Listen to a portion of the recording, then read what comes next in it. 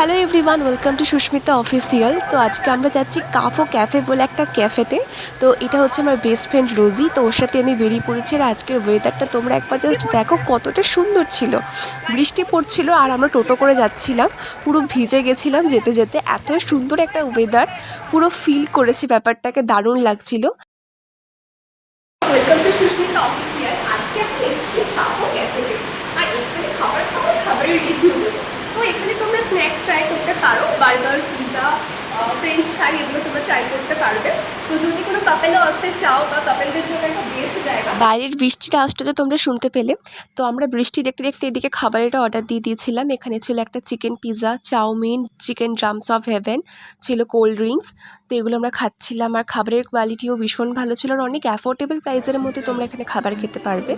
শুধু শুধু রেস্টুরেন্টে টাকা অপচয় করার থেকে তোমরা এখানে চলে আসো। লোকেশনটা আমি ঠিক বলে দেবো, এটা নিয়ে একটা বড় ভ্লগও আসছে আমার চ্যানেলে। বললাম এটা